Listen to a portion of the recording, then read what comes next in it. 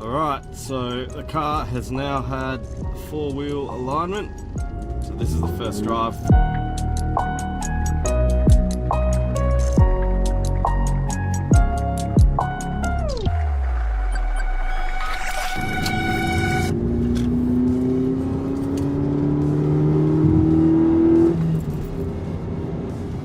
Hi all, so welcome to the third and final part of the SuperPro suspension bushing upgrade on the 2006 Mazda 3 SP23.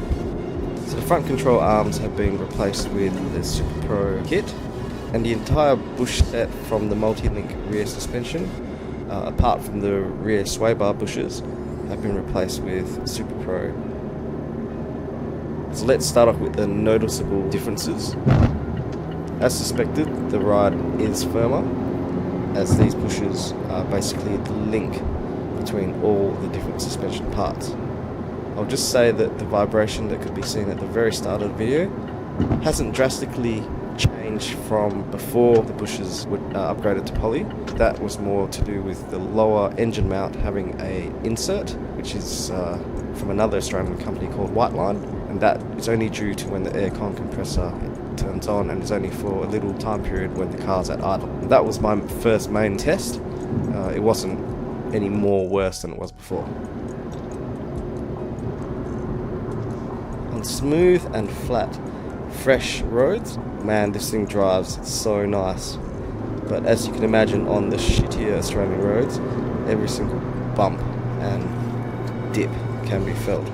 I will say that magnifies the aftermarket suspension that I have on this 3, which are the Koni STR.T Street orange shocks and struts for the front and rear, as well as the King Spring lowering springs. But it feels like these SuperPro bushes kind of magnifies the other upgrades.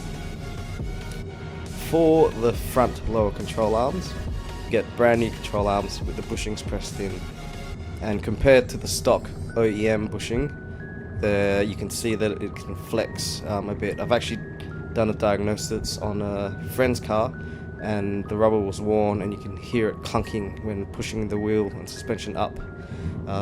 As you can see on the SuperPro, they are a solid poly bush. I'm not too sure when they advertised the durometer, which is the hardness of it, but you can see it's solid and it doesn't flex.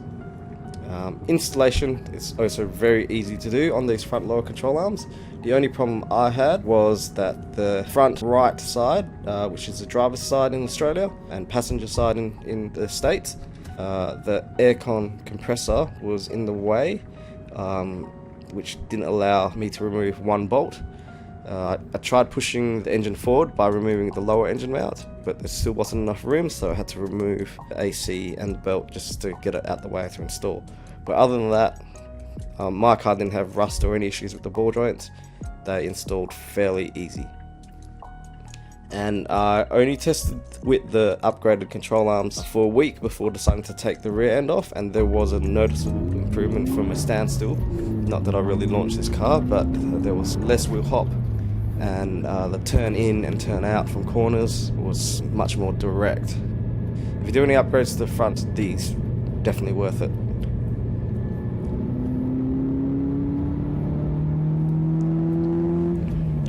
So for the rear, I actually had a worn trailing arm bushing as a source of a rear end clunk I'd been chasing for quite some time. I got quoted a stupid amount of time and hours and costs for a shop to do it, and I figured, I might as well just do every single one. Once I had actually started taking apart the rear suspension, which starting with the toe control arms, and then the camber arms, and then the lower control arm and the trailing arm kind of together. Once you start doing it, you can pretty much see how it's put together. They all kind of do their own job in terms of the rear suspension setup. I had to remove those bits to get to the trailing arm bush anyway, so that was my line of thinking. While I've never pushed in bushes before, in previous cars I've just bought brand new parts and put them in. It was quite...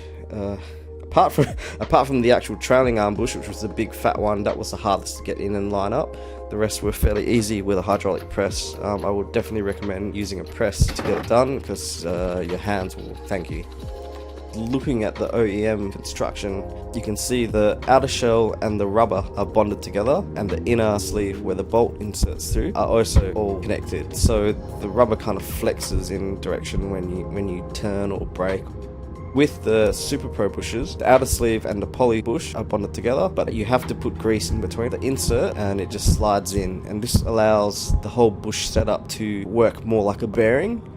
The theory behind it all is to do with your camber and toe and your whole suspension setup in terms of when you brake or turn. So without that flex, it should not change the whole geometry. I can see that could be really handy for, I guess, if you're really into handling of cars and track days and whatnot.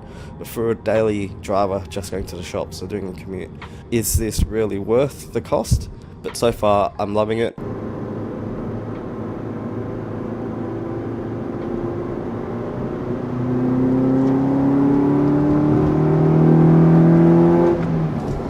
And cost-wise for me, in Australian dollars, because SuperPro are an Australian company, I got the front control arms for about $300. The rear was about $400 or $450 for all 14 bushes. So if over the course of 5 or 6 years, it's a no-brainer for me, because I'll hopefully never have to touch or do these bushes again, and I can move on and enjoy the car.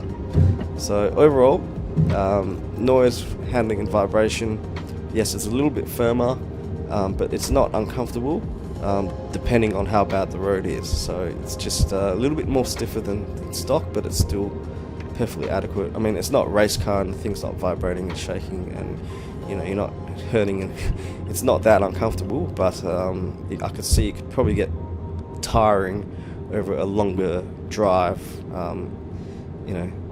But the handling, geez, it is a noticeable upgrade. So well done, SuperPro. Thoroughly recommend them, whether you do bits and pieces on your car or do the whole lot like I have.